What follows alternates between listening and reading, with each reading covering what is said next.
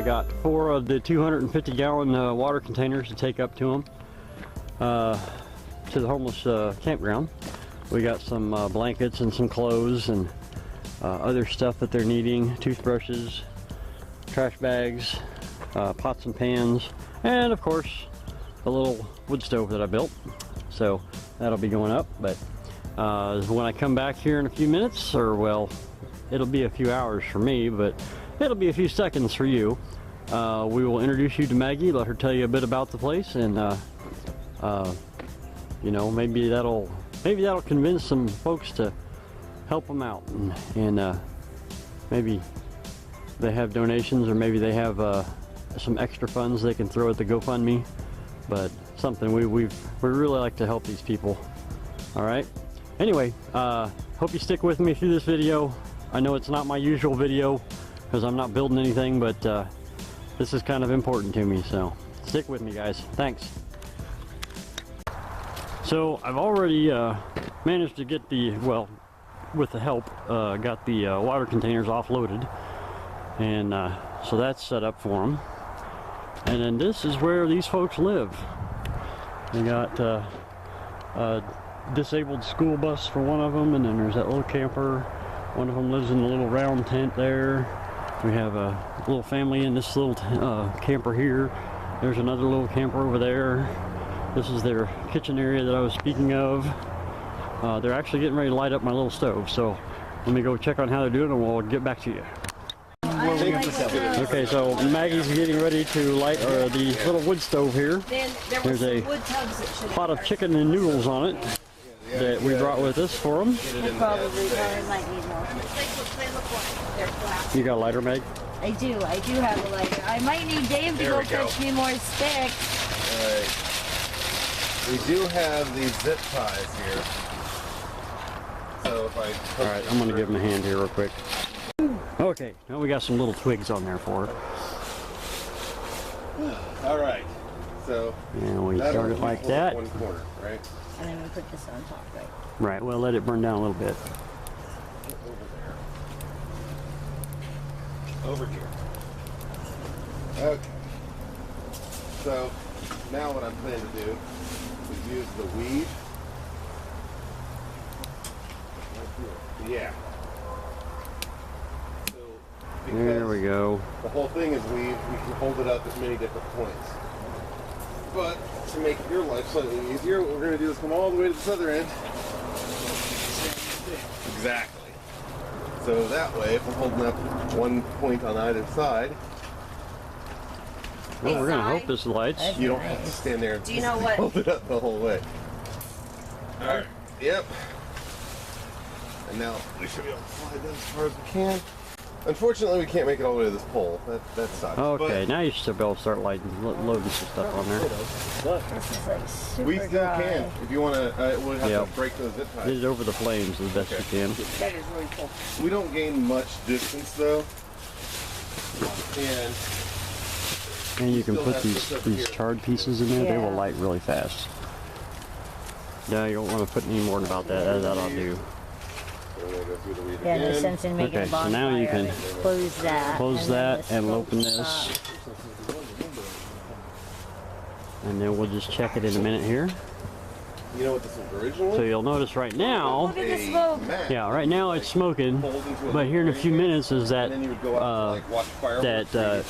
secondary burner tube heats up, then it sprouts flames up there as that pipe goes across. Okay. It sprouts flames up there. That's what actually heats the top. But it'll take it a minute to get up to temperature to start igniting the air. The air has to be hot for it to ignite. But when the smoke dies down, you know it's starting to do it. There. See, the smoke's already dying down. Let's make sure we're still going though. Oh yeah. We got plenty of flames. So there you go. That is awesome. So Maggie, tell us a little bit about this little setup you got going here. Oh, well, once upon a time, a long, long time ago, story of tragedy and loss. And about 2 years ago, well, it was June of 15, my health took a turn for the worse, and I was headed somewhere else for some medical care. car blew up along the way, never made it, and found myself kind of stranded and out on the streets.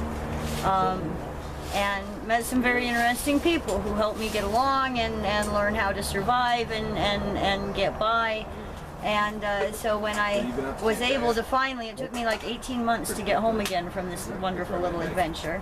And one of the things that had surprised me so much was not only how many other people out there are also veterans, but even the people who aren't also veterans, they're not like what you think of for homeless people. You know, everybody thinks, you know, I don't know, there are people like that, but I think there's good and bad in every segment. So when I got back here, I'm on my land all by myself. I can't get help no matter who I'm asking for help from. Having a hard time getting water, having a hard time getting food, basic survival needs. And I had this kind of sort of a vision or calling or something. An epiphany? Yeah, like an epiphany of, you know, help people. You know, you've got this place, it's at least a safe place. And I'm like, how I can help people? I can't feed me, I can't feed my dog. How I'm supposed to be able to help anybody? And it was just kind of one of those driving pushes. I couldn't shake it, you know. And so I started putting it out there of, you know, hey, I've got safe camp space if anybody needs a break from being out there on the streets. If I've got food, I'll share what I've got. I can't promise that I'll have food.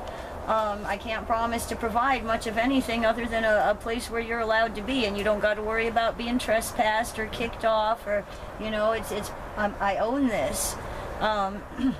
So it's kind of like the stresses of being out there without having a place to be are so cumulative that it has a tremendous effect on a person's ability to think and function and live well. And even just after 3 days of being back here, I'm like, you know, a 3-day break rejuvenates you, and you feel like people again, you know, and you can face things and think clearly and be able to strategize what's my next move, how am I going to cope with the next obstacle, which hardship I'm up against right now. Because when you're constantly looking for where am I going to sleep, what's my next meal going to be, you don't have time to plan on how to get yourself out of that situation. And so I started offering this as like a sanctuary. I started putting it out there in January on a few of the Facebook groups for the traveling community and the homeless communities and the veterans groups and all of that. And my first 2 guests arrived in March. That was Zeke and Dante. They were a couple of train hopper kids. They stayed for 2 months and really helped me get started on the building of everything that this place has become. They're in Tennessee right now and might be coming back shortly. Since then, we have helped 83 people, 4 of whom have been veterans. And many folks, they come, we've had families come needing a place to park the car and do some repairs because they're on the road from the East Coast to the West Coast and something's breaking down. We've had many different segments of population and different kinds of people in need turn up here just looking for a place where it's okay to be, just to have a place to calm down and catch your breath and go, okay, now that I can think, now that there's food in my belly and I've slept, where do I go from here? What's next? And that was really all I ever meant for it to be, but it accidentally turned into a community of a lot of people believing in the mission and wanting to be part of it.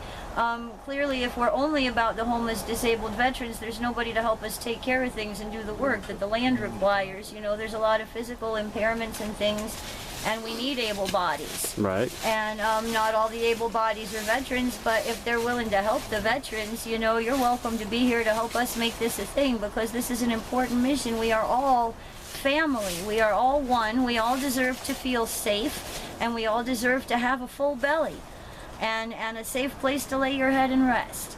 And if that's all I can ever do, then I can at least do that, you know, making the world better one piece at a time. Okay, so questions for you. What does the community need right now the most? Because remember, we're going out to my well, wide rather small audience. It's a rather small YouTube audience as YouTube audiences go, but it's bigger than my audience. well, there you go.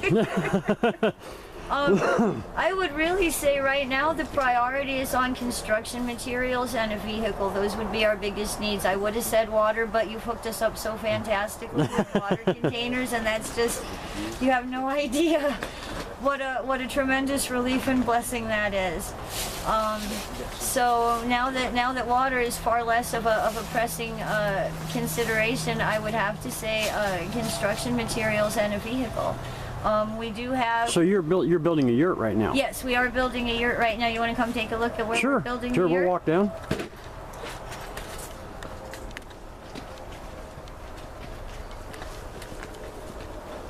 It's underway right down here. Oops, watch your step. There's still stumps and things. A thing to get the stumps out of the ground. That's something. Yeah, a stump grinder. That might be a little big of a call there. The tiller, we measured out the circle, we broke the ground, we're staining things. We need 40 more of these. And those are 1.5 by 1/8 or 1.5 by 1/4? I would have to look at the thing. That's 1.5. That's 1.5 by 1/4. 8 but foot. We need 40 more of these. Lattice And straps. they're only available around here at Owens Lumber in Excelsior Springs. I've got enough money still left to be able to pay for that, throwing some of my own money in on top of what bit was left. That's just going to get us the wall skeleton. We still need the materials that are going to do the roof. We need a couple of the 50-foot nylon straps to be the belly bands. Might be useful to put a link of what a yurt is so that people can see what it's going to be when it's most done. of the people watch my show probably aware what a yurt is. Know that. Okay, 'cause I've had a lot of people, oh, what? You're doing what? What's that going to be? How are you what? And it's like, no, really, it's a thing. And, you know, there are people who buy kits to make them for like, you know, $15,000 and more. But, you know, you can get the materials and put in just hours and hours of painstaking labor and save like 14 of those $15,000, and for right around $1,000 you can build yourself a nice 16-foot place. This is going to have a wood stove in the middle, so it'll be heated. Our problem is we have about 4 or 5 different populations up here right now, or different shelters and groups of people in different places. We only have 2 outlets. We've got like extension cords and power strips and trying to run space heaters for 4 or 5 different spaces. It's not only financially not feasible, but things keep blowing up and turning off, and it's a real problem. Right. So we have to be a little more practical minded. This is big enough that up to 10 people could lay out bedrolls. It'll be heated with the wood stove, so it's not a drain on the electric. We're going to have some solar lights to be able to see. And we're going to build a little alcove, a bathing alcove over here on the downhill side, so that there will be like a wall comes out like that and over like this. And so you can come in here with your bucket of hot water from the wood stove and be able to bathe without having to go outside into the freezing cold where it's too cold to be wet and naked. I mean, you know, we've done it that way for a while in the summertime because there wasn't anything else, but we're becoming something. We're not just biding our time. We're making a way for us to get to self-sufficiency and to restore our own sense of self-worth and value. You know, we're not worthless just because we don't have stuff.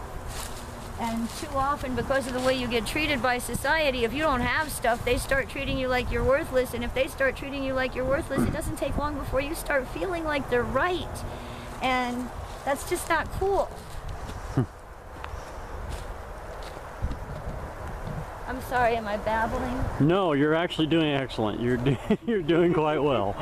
Oh. Now, what was your issue with the porta-john thing? Oh, the porta-john is costing us $82.50 a month, and that's to have it emptied out every week. Sometimes we have as many as 11 people stay in here. Currently we're a little less than that, but the doing it every week is kind of necessary, and if you go down to twice a month, it's not much cheaper. And so that's an expense that's definitely a difficulty. And there's also a trash dumpster, so we have a way of getting rid of our garbage. We're not the kind of homeless camp that we're just trashing up the woods and all of that kind of stuff. We take pride in where we are, and we don't want to be associated with that type of attitude. You know what I'm saying? Right. This is our dish basin station. We use the heating pad under the jugs of water for the washing dishes because sometimes it freezes and it's getting to be cold. Yeah. But again, electricity and extension cords and all kinds of stuff incur. This is the path up here to Dante's. This is where we frequently have music jam sessions and drum circles and things of that nature. Right on. Where we do laundry. You might wonder, how does one do laundry out here?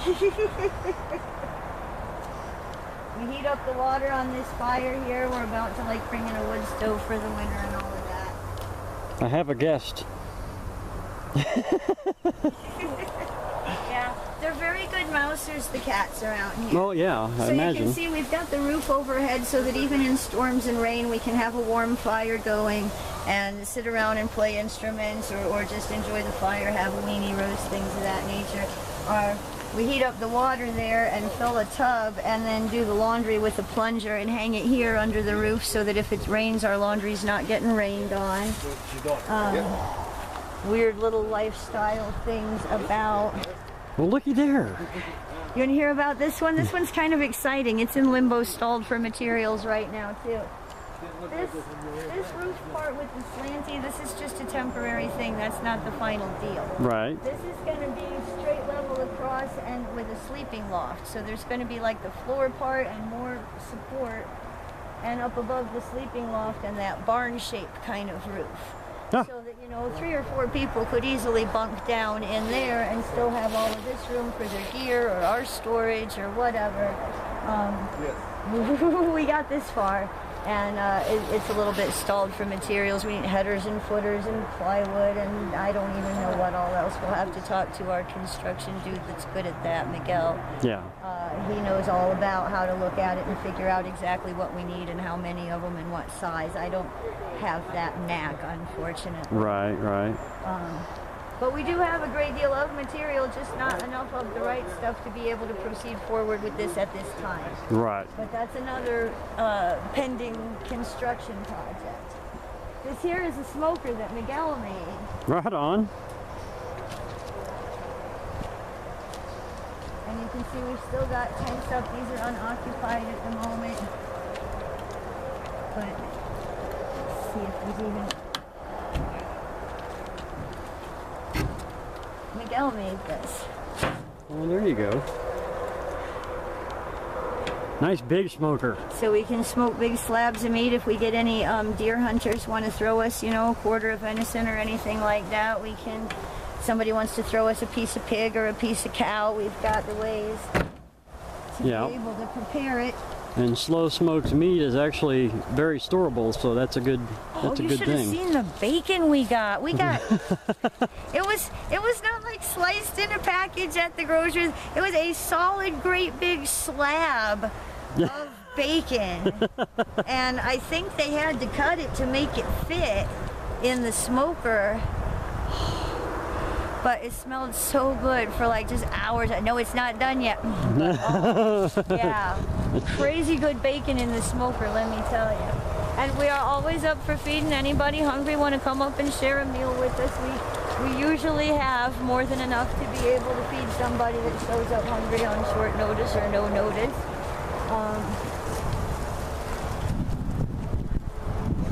We're working on developing a schedule where there's going to be music lessons and other kinds of educational stuff and some self-employment, job coaching, how to find the job, how to find what you want to be doing to, you know, all of this, various other things. And then over here is where the gardens are just barely, they're not gardens yet, but they're going to be.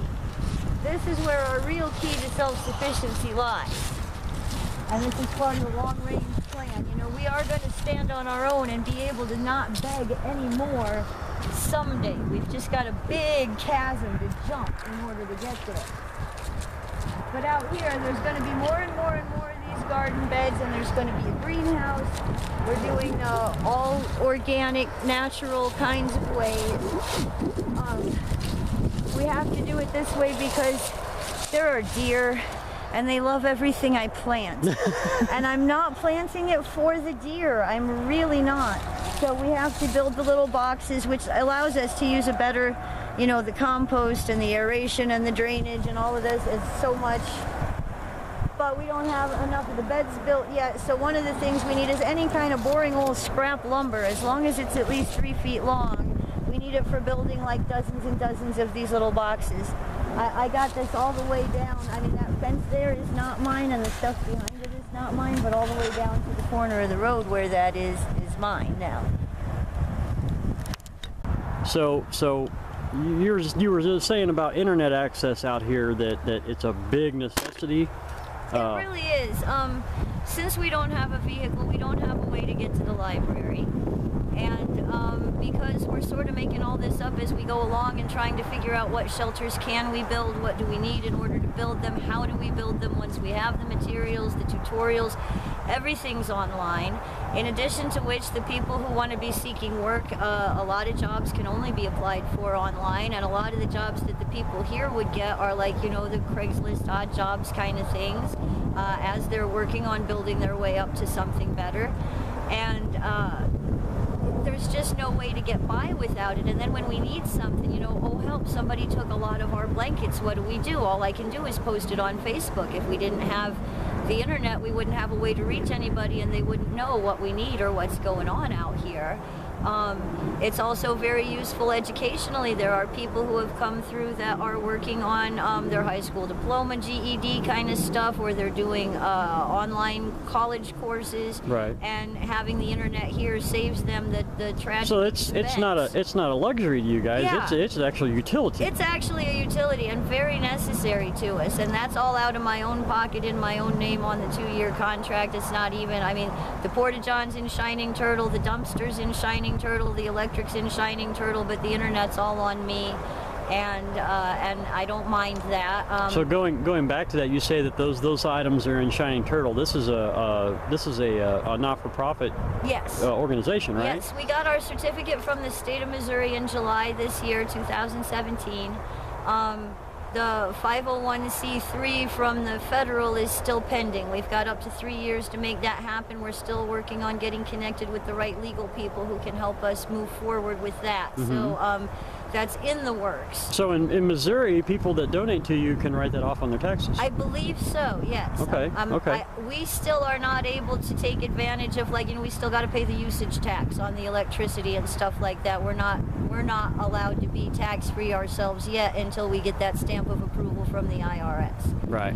But my understanding is that the donors can, because the 501c3 is pending. We write them a receipt, we put our certificate and the EIN number on that, because we have that. We're a real organization, and we put the numbers on that and give them the receipt, and they can use that then to take that off their taxes. Very good, very good. I could be wrong. I hope I'm not. Cool. So guys, there you go. This is really something, and Mags here is doing a wonderful job with it. She's you know, busting her butt to just try and help people, you know, and it's people that actually are willing to work to make things better, both here and in their own lives. So you know, I don't know, but for me this kind of changes even my perspective on homelessness, because you know, I've dealt with homeless people in the past, you know, helping them out and stuff, and I've been chewed up and spit out over it, you know, so to speak. This is not a group that's going to be like that.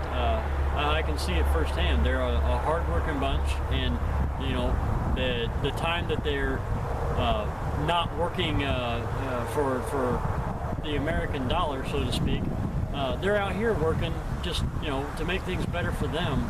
So it's not like they're by any means lazy. I've not met a single person out here that I could consider that.